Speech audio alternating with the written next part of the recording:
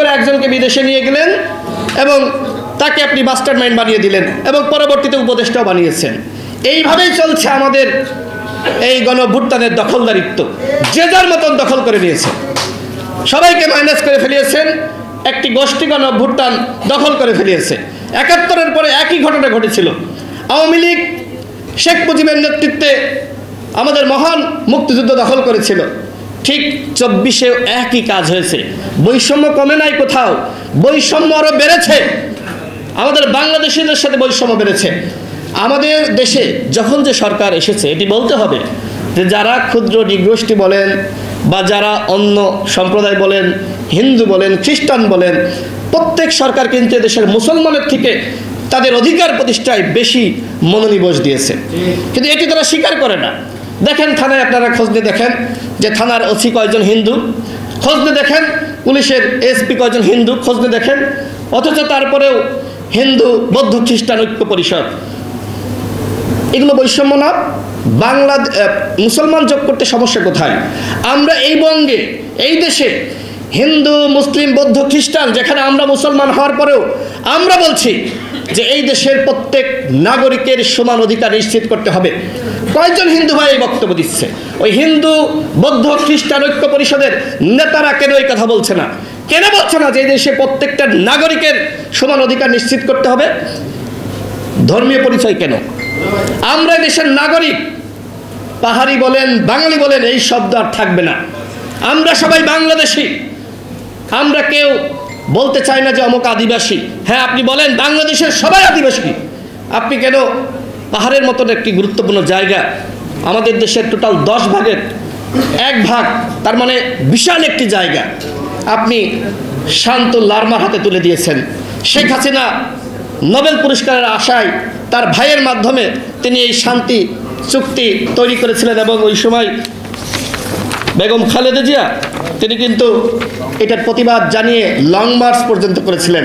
পরবর্তীতে যখন যে সরকার এসেছে এই চুক্তি বাতিলের উদ্যোগ নেয়নি।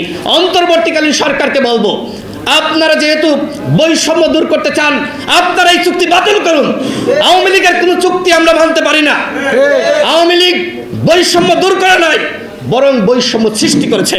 এই পাহাড়ে শান্তি চুক্তির নামে আওয়ামী লীগ জনগণের সাথে বেইমানি করেছে এবং বৈষম্য আরও বাড়িয়েছে। আমি পাহাড়ের জনগোষ্ঠীর বিরুদ্ধে না। আমরা তাদেরকে বলতে চাই, আপনারা আমাদের উপর আস্থা বিশ্বাস রাখতে পারেন। আমরা আপনাদেরকে সম অধিকার নিশ্চিত করব। একজন মুসলমান যতটুকু অধিকার পায়, মর্যাদা পায়, পাহাড়ে বসবাসরত একজন ত্রিপুরা মারমা তিনিও সেই একই অধিকার ভোগ করবেন। আমরা এই 24-এর গণঅভ্যুত্থানের পাহাড়ে আন্দোলন দেখেছি, তবে এও দেখেছি যে আওয়ামী লীগের হয়ে এবং কোটার পক্ষেও আন্দোলন হয়েছে। সুতরাং আপনাদেরকে মাথায় রাখতে হবে, নতুন বাংলাদেশ গঠনে কোথাও বৈষম্য রাখা যাবে না এবং কোনো সেক্টরে সরকারের কোথাও ন্যূনতম কোটা রাখা যাবে না। একমাত্র কোটা পাবে যারা প্রতিবন্ধী, এর বাইরে কোনো কোটা বাংলাদেশে থাকতে পারে না। স্বাধীনতার 54 বছরে যদি আপনি বিভিন্ন গোষ্ঠীর জন্য কোটা রাখেন, বিভিন্ন গোষ্ঠীর জন্য আপনি বিভিন্ন সুবিধা রাখেন, সেটি আরেকটি বৈষম্য সৃষ্টি করবে। সেই বৈষম্যের বিরুদ্ধে কিন্তু আমরা 2018 সালে কোটা সংস্কার আন্দোলন করেছিলাম।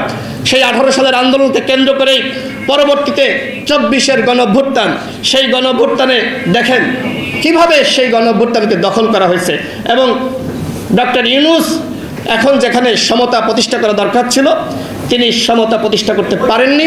প্রত্যেকটা জায়গায় বৈষম্য সৃষ্টি করছেন। আমরা তার উপরে এখনও আস্থা বিশ্বাস ভরসা রেখেছি।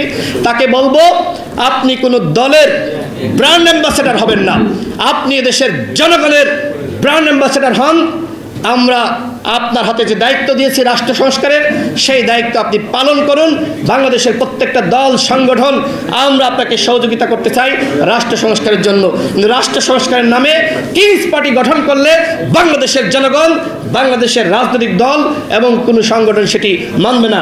আমি আবারও বাংলাদেশি প্রফেশনালস যারা আজকের এই অনুষ্ঠানের আয়োজন করেছে, পার্বত্য চট্টগ্রাম নাগরিক পরিষদ, আমি তাদের সকলকে গণ অধিকার পরিষদের পক্ষ থেকে ধন্যবাদ জানাচ্ছি।